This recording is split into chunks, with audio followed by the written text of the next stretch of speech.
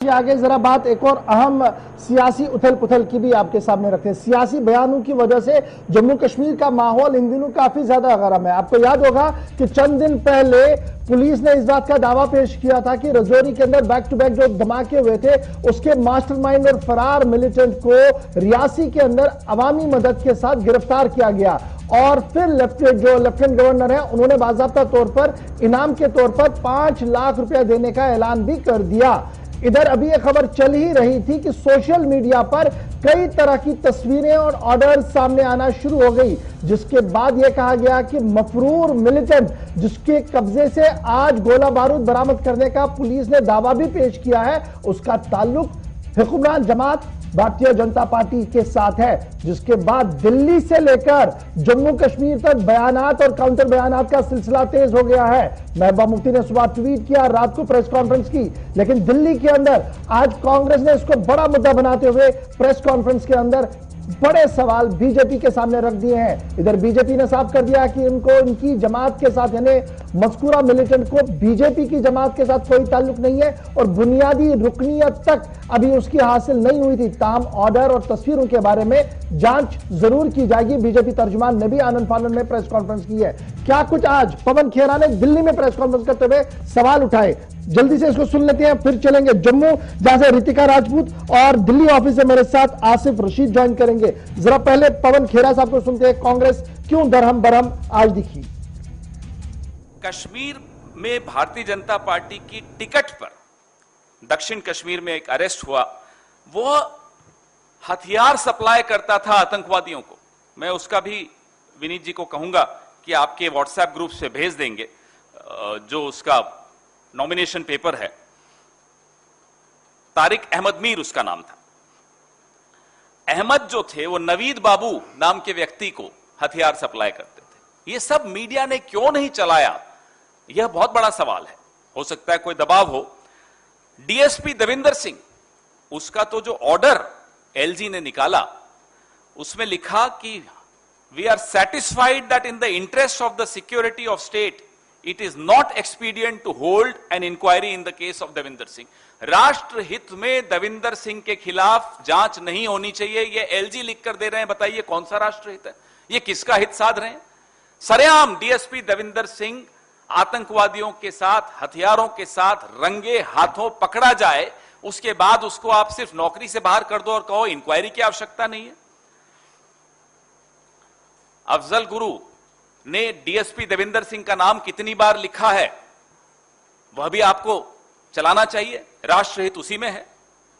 उसके बाद उदयपुर का हमने आपको बताया कैसे रियाज अतारी, उसको 2019 के नवंबर में भारतीय जनता पार्टी के सदस्यता अभियान में भारतीय जनता पार्टी के जिलाध्यक्ष भारतीय जनता पार्टी का सदस्य बनाते हुए उसकी तस्वीर हमने आपको जारी की।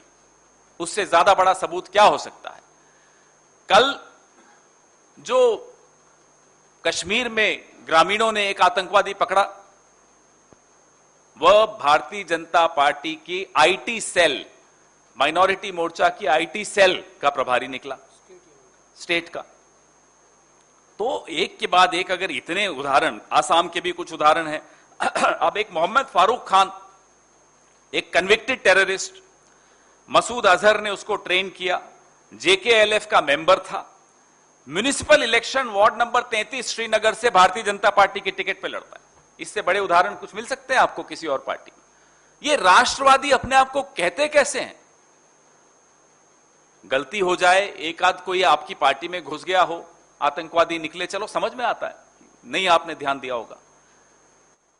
और आसिफ रशीद भी मेरे साथ है। आसिफ, आपके पास आने से पहले सीधे जम्मू चलेंगे रितिका, क्योंकि मामला जम्मू का है जहां पर भारतीय जनता पार्टी के तर्जुमान की तरफ से भी प्रेस कॉन्फ्रेंस की गई है। रितिका, आप उस प्रेस कॉन्फ्रेंस में मौजूद थे। बीजेपी ने इन तलख सवालों का जवाब किस तरीके से दिया है और ये जो पूरा मामला है तालिब हुसैन का, जो इंतहाई वांटेड मिलिटेंट था और बाद में जो सोशल मीडिया पर चीजें वायरल हो रही है, उसका रिएक्शन क्या कुछ आज बीजेपी की तरफ से दिया गया।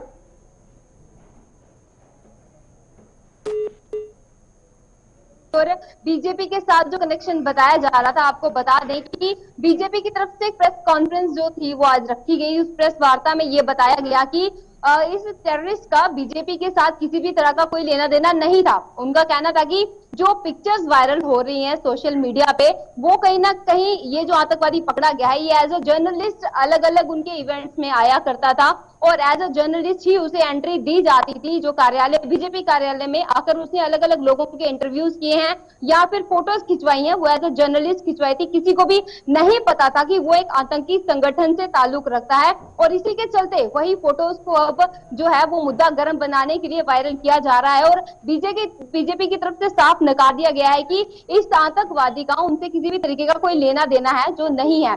पूरी कार्रवाई होनी चाहिए। बीजेपी के कार्यकर्ताओं की तरफ से पूरा समर्थन जो है वो इस कार्रवाई में दिया जाएगा, पर इनसे लिंक जो बताए जा रहे हैं उन्हें साफ तौर पे नकारा जा रहा है। ठीक है, आसिफ भी मेरे साथ है। आसिफ, मजीद तफ्तीश के बाद क्या कुछ बातें सामने आई हैं? क्योंकि माइनॉरिटीज मोर्चे का, बीजेपी का बताया जा रहा था कि ये 9 मई के दरमियान की कई तस्वीरें हैं और वो जो सामने आ रही हैं, लेकिन वो एक अलग टॉपिक है। उसमें बीजेपी कह रही है कि जनाब हमारा था नहीं, बेसिक मेंबर भी था नहीं, लेकिन पुलिस जरा आपको क्या कुछ कह रहे हैं? मजीद इंट्रोगेट के बाद क्या कुछ चीजें सामने आई हैं? देखिए, पिछले 24 घंटों की जो हमारी इन्वेस्टिगेशन है वो ये बताती है इशफाक के 3 तरह के बयान सामने आए हैं। आज जो कुछ बीजेपी ने कहा, उससे पहले अगर आप पुलिस को गलत तो ठहरा नहीं सकते, हथियार हैं, सारी चीजें सामने हैं। पुलिस ने जो कुछ कहा वो भी हमारे सामने है, इन्वेस्टिगेशन अभी भी चल रही है। लेकिन पहले मैं शुरुआत कल 11:15 के बाद की सारी कहानी आपके सामने रखूंगा, उससे करता हूं। जो एडीजीपी जम्मू का जब ऑफिशियल ट्विटर हैंडल भी हम देखते हैं और उसके बाद बयान भी जारी किया जाता है जिसमें आधिकारिक तौर पर ऑफिशियली इस बात की तस्दीक की गई है कि जो तारीख है एलईडी के 2 लोगों को गिरफ्तार करने की, एक पुलवामा साउथ कश्मीर का और दूसरा उसके साथ जब ये पकड़ा गया, न सिर्फ तस्वीरें सामने आई बल्कि लश्कर के साथ जोड़कर पुलिस ने इसकी तस्दीक की। यह पहला बयान है जो बताता है कि इस जो मिलिटेंट ऑर्गेनाइजेशन है इसके साथ इसका कोई लेना देना था। दूसरा, हथियार बताने के लिए काफी थी कि कार्रवाई क्या हो रही थी। इसके बाद क्या होता है कि आज 24 घंटों के बाद एक बयान जो कि जम्मू से क्लियरेंस दिया गया क्योंकि दबाव बढ़ा। एक तरफ जम्मू कश्मीर से पहली खातून वज़ीर आला महबूबा मुफ्ती का ट्वीट सामने आया, फिर उसके बाद गुलिस्तान न्यूज नुमाइंदा से उन्होंने बात की तो वही सवाल उन्होंने रेज किए जो दिल्ली के अंदर कांग्रेस ने उठाए कि इस पर कम से कम ये तो बताया जाए कि पार्टी के साथ लेना देना है या नहीं है, या माजी में था या नहीं। इसमें 2-3 चीजें जो कहीं ना कहीं गलत साबित होती हैं। एक तो ये कि आज जो पार्टी वाइज बयान दिया गया, बीजेपी की तरफ से जम्मू में क्लियरेंस देने की कोशिश की गई, ये कहा गया कि इसका कोई पार्टी के साथ लेना देना नहीं। और एक लाइन है बाकायदा जो अभिनव शर्मा जो कि बार एसोसिएशन के साबिक सदर भी रहे और बीजेपी के सीनियर लीडरान में इनका शुमार होता है, प्रेस कॉन्फ्रेंस में जम्मू के पार्टी दफ्तर से इन्होंने बीजेपी के दफ्तर से कहा कि ये एक आजाद सहाफी के तौर पर, एक जर्नलिस्ट के तौर पर यहां पर आता था, हर बार कवरेज के लिए आता था, तो कुछ लोगों के साथ उठना बैठना या पार्टी के कुछ लीडरान के साथ इसकी दोस्ती हो गई और वही इसके ताल्लुकात थे थोड़े बहुत। लेकिन जब इसी बात को खंगालने हम थोड़ा सा पीछे चले जाते हैं, मैंने जम्मू के अंदर अभी भी फोन पे राब्ता किया, कुछ जो हमारे सहाफी दोस्त हैं, भाई हैं, या फिर हमारी फ्रेटर्निटी के कुछ लोग हैं, उनसे ये जानने की कोशिश की क्या जम्मू प्रेस क्लब के अंदर, जम्मू के अंदर किसी न्यूज एजेंसी के साथ, किसी प्रिंट मीडिया के साथ, इलेक्ट्रॉनिक के साथ, डिजिटल के साथ कहीं तालिब की कोई स्टोरी है, कहीं कोई ऐसा आर्टिकल है, कहीं तहरीरी तौर पर उसने ऐसा कोई कंटेंट पेश किया है, या कहीं स्टोरी की है अवाम के मसाइल सामने लाने के लिए, या इंतजामिया से कोई बात की है जिससे ये साबित हो कि वो सहाफी है। ये बात बिल्कुल भी कहीं सामने नहीं आई, तो किसी ने इसकी तस्दीक नहीं की। ये बात यहां पर अपने आप में इसलिए शक व शुबात ज्यादा पैदा होते हैं। दूसरी बात, जब मैंने जानने की कोशिश की कि क्या बीजेपी के साथ सिर्फ आज ही इसका लेना देना था जो हिज़्ब इख्तिलाफ सवाल उठा रहा है, तो 2015 के महीने में, जून का महीना था 2015, आज से ठीक 7 साल पहले प्राइम मिनिस्टर साहब की मौजूदगी में सरकार का यानी पहला जो टेन्योर चल रहा था, नरेंद्र मोदी नाम से एक एप्लीकेशन जारी होती है। कुछ तस्वीरें सोशल मीडिया पर वायरल हो रही थी, उसके बाद में हमने तस्दीक की तो पता चला कि वज़ीर आज़म साहब के नाम की एक एप्लीकेशन थी जिसमें लोग अपनी बात रखते हैं, वज़ीर आज़म तक मन की बात प्रोग्राम के हवाले से भी अपनी बात पहुंचाते हैं, सवालात रखते हैं, उसका वो जवाब रेडियो प्रोग्राम के जरिए देते हैं। उस सिलसिले में जहां भी प्रोग्राम हुए थे, जम्मू कश्मीर भी वहां पर था, साबिका रियासत थी उस वक्त, 2015 में जम्मू कश्मीर में भी प्रोग्राम हुए, तो वो जो तस्वीर सामने वायरल हो रही थी कि तालिब उस वक्त भी बीजेपी के साथ था, ये सही साबित हुआ। इसलिए सही साबित हुआ क्योंकि ऐप को लॉन्च करते वक्त एक तकरीब का हिस्सा पार्टी के कुछ लीडरान के साथ ये शख्स मौजूद था, इसलिए हिज़्ब इख्तिलाफ उस पर भी सवाल उठा। ऐसे भी देखा जाए, ये तो अब क्लियर है कि क्या चीजें चल रही है, अभी पार्टी भी इसे और इन्वेस्टिगेट करेगी, लेकिन सवाल ये भी है कि क्या ऐसे सिक्योरिटी पॉइंट ऑफ व्यू से भी देखना पड़ेगा कि तालिब जैसा मिलिटेंट कमांडर जिसके पार राब्ते हैं, वो एक नेशनल पार्टी का हिस्सा बनता है और फिर कैंपेन पार्टी का हिस्सा बनता है 2 मिनट के लिए।